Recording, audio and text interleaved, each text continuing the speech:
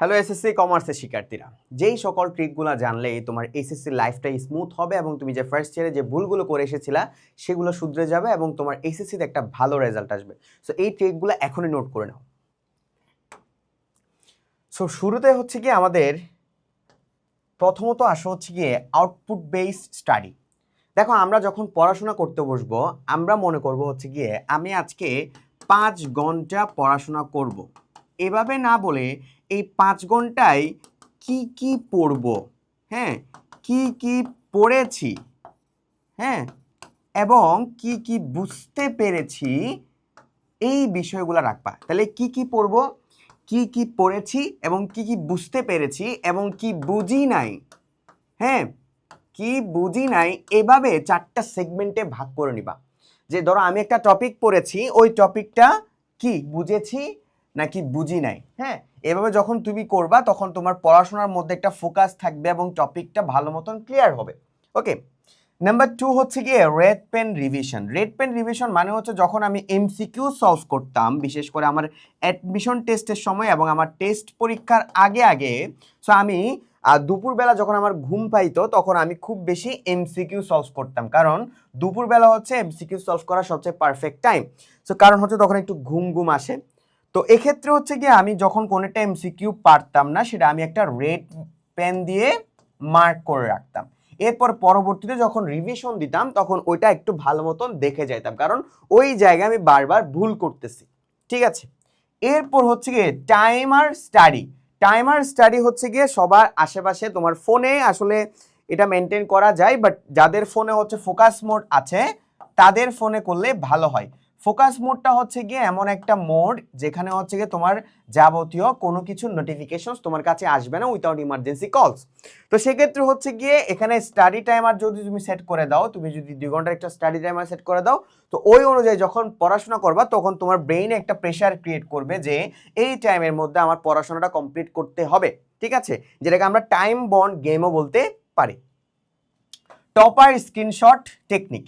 Topper screenshot technique বলতে বোঝাচ্ছি তোমার স্বপ্নের বিশ্ববিদ্যালয় বা তোমার হচ্ছে এসএসসিতে জিপিএ 5, হ্যাঁ, জিপিএ 5 এর ছবি কিংবা তোমার হচ্ছে গিয়ে ঢাকা বিশ্ববিদ্যালয় এফবিএস এর ছবি, হ্যাঁ, তোমার ওয়ালপেপারে ফোনে রাখতে পারো কিংবা তোমার প্রতিনিয়ত এগুলো নিয়ে ভাবতে পারো। যেমন আমি এমন পাগল গিয়েছিলাম ঢাকা বিশ্ববিদ্যালয়ে ভর্তি হওয়ার জন্য।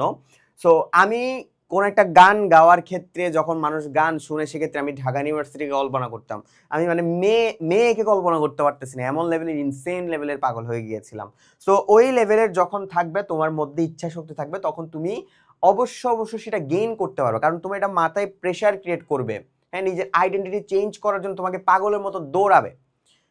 এরপর হচ্ছে নোট ইউর টপিক। তুমি যেই টপিকটা পড়তেছো সেটা নোট করার ট্রাই করবা। নোট করলে হয় কি, তোমার এসএসসি লাইফে যখন তুমি নোট করা শুরু করবা তোমার সেটা অ্যাডমিশন লাইফে অনেক বেশি কাজে দেয়। যেহেতু আমাদের গ্রুপ সাবজেক্টগুলোর পড়াশোনাগুলো আমাদের অ্যাডমিশন লাইফে আসে, সেক্ষেত্রে আমাদের নোট করলে হয় কি আমাদের অ্যাডমিশনও অনেক বেশি হেল্প করে। আবার এসএসসিতে যখন আমাদের এসএসসি পরীক্ষা হয় তখনও কিন্তু হেল্প করে। নোট করলে একটা চ্যাপ্টারের সামারি পাওয়া যায়। ঠিক আছে, এরপর হচ্ছে টেক সামওয়ান। কাউকে যদি তুমি শেখাও, হ্যাঁ, সেক্ষেত্রে তোমার পড়ার মানটা অনেক বেশি বেড়ে যায়। এক্ষেত্রে তোমার একটা স্টাডি গ্রুপ থাকলে ভালো হয়। স্টাডি গ্রুপ বা তোমার কোনো একটা বেস্ট ফ্রেন্ড বা ভালো ফ্রেন্ড থাকলে ভালো হয়। কারণ হচ্ছে কি আমি কি করতাম, আমার এসএসসি লাইফে আমার একটা স্টাডি ফ্রেন্ড সার্কেল থাকতো, ওদেরকে আমি আইসিটি পড়াইতাম এবং অ্যাকাউন্টিং পড়াইতাম, ম্যানেজমেন্ট পড়াইতাম, ফিনান্স পড়াইতাম। সো এক্ষেত্রে যখন আমি কোনো একটা টপিক ওদেরকে বোঝানোর জন্য যাইতাম তখন সেটা আমি আমার মতন করে বুঝে নিতাম এবং ভালো করে বোঝার চেষ্টা করতাম। এতে করে আমার ওই টপিকটা আরও ভালো মতন ক্লিয়ার হইতো, কারণ বন্ধুদের সামনে মান সম্মান খোয়ানোর ইচ্ছা আমার ছিল না। তো সেক্ষেত্রে একটু ভালো রকম পড়ে নিয়ে যাইতাম। এরপর হচ্ছে রিওয়ার্ড টেকনিক। যখন তুমি 4-5 ঘন্টার একটা পড়াশোনা শেষ করবা বা তোমার টপিকটা শেষ করবা ভালো ওয়েতে, কোয়ালিটিফুল ওয়েতে, তখন তুমি নিজেকে রিওয়ার্ড দিতে পারো বা একটু হেঁটে আসতে পারো। হ্যাঁ, আমি কিন্তু আমার বিকাল টাইমটা হচ্ছে কি একটু হাঁটতে যাইতাম, এটা আমার রিওয়ার্ড হিসেবে থাকতো সারাদিন পড়াশোনা করার পরে। এরপর আমি সন্ধ্যার আগে একটা গ্যাপে ঘুমানোর আগে মানে ঘুম থেকে ওঠার একটু ছোট একটা ন্যাপ নিতাম, এরপরে ওখানে মাঝখানে হচ্ছে আমি 10-15 মিনিট বা 20 মিনিট একটু হেঁটে আসতাম কিংবা একটু ফোনে স্ক্রলিং করার সুযোগ পাইতাম। সেটাকে নিজেকে একটু রিওয়ার্ড দেওয়ার চেষ্টা করবা। সো এই সকল বিষয়গুলো যদি তুমি মেনটেন করতে পারো তাহলে তোমার একটা এসএসসিতে ভালো রেজাল্ট আসবে, প্লাস হচ্ছে অ্যাডমিশনটাও তোমার ভালো যাবে।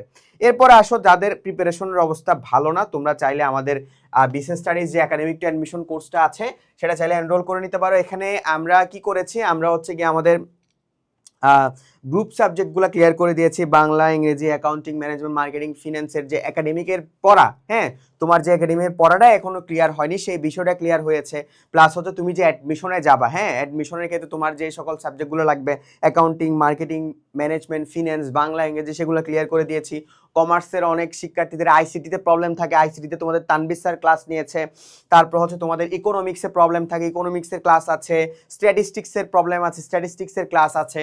সো এই কোর্সে ভর্তি হওয়ার জন্য এখনই ভিজিট করো হালকেস্টের ওয়েবসাইট, কারণ আমাদের এখন ওয়ার্ল্ড কাপ কুপন 30 চলতেছে, যেখানে তুমি এই কোর্সে 30% ডিসকাউন্ট পাচ্ছ। সো সবাই ভালো থাকবা, সুস্থ থাকবা। আসসালামু আলাইকুম।